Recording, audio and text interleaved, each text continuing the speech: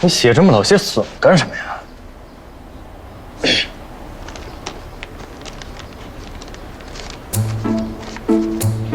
你看错了，那是韵，写的丑罢了。韵，我瞅瞅，还真是韵，夜韵的韵。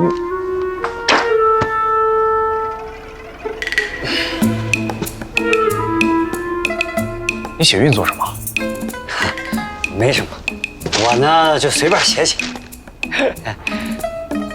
随便写写，你写满啊？啊，你听我解释啊，这个韵字呢，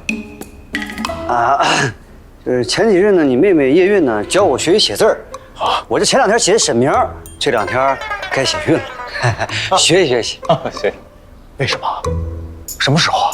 就你们2人共处一室？出去泡茶去，快点！啊，你别激动啊！哎，你给我，赶紧，哥，瞧见没有？他揣怀里了。这孩子好学是好事，想多了，想多了。是我想多了吗？想多了，纯属想多了，土匪没文化。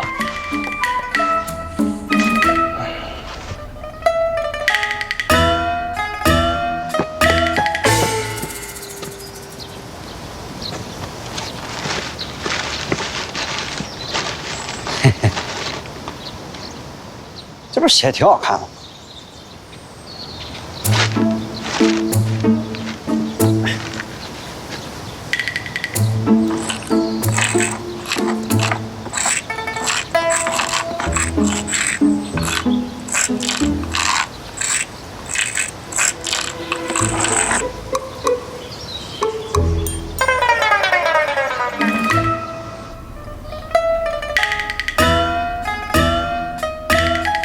识字的，又不是只有我家韵儿，为何偏偏让韵儿教他呀？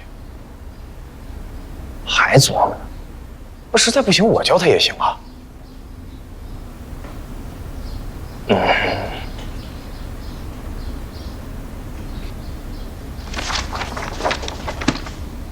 这东湖的账册已经悉数查明了，漏洞百出，但这账却是平的。他们呀，肯定是有其他手段。我明白了，沈明啊，他每次去我家搬账册，都忙前忙后、上蹿下跳的。那如此看来，这小子是醉翁之意不在酒啊！你对沈明意见挺大呀？不应该吗？这是前朝的火势柱，大前年东16铺到东32铺走过水。据说烧的只剩下黑墙，所以才搬到了现在的布置。你有没有觉得，这账册记得过于清晰完整了，是吧？按理说经历过搬迁和走水，这账册应该都有些疏漏和模糊，可这本清晰的像是故意等人来查一样。我觉得沈明也是自家兄弟，你妹妹跟他在一起，其实也挺好。这亲兄弟还明算账呢。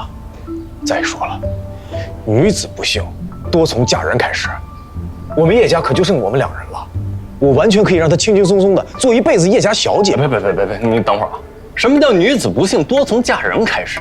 那我们家雨茹不就是个法力吗？雨茹跟韵儿能一样吗？我们家韵儿她还小，我得看着她呀。那万一让人给哄了呢？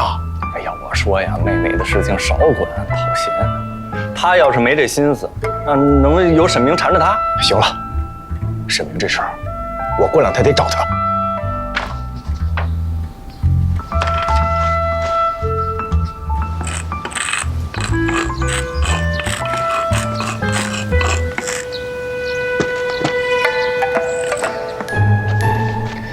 你说这银库如此重地，发生了火灾，就没有官员详细记录吗？有，御史说了，夏日炎热，烛台多倾倒，这走水也是常事，并无可疑之处。这记录的御史叫什么名字呀？叫刘哲，他查验火灾没有问题以后，就把事情交给了户部，之后是一个叫周凯的人负责。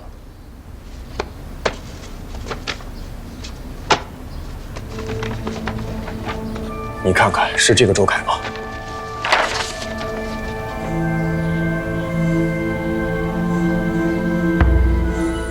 有迹可循。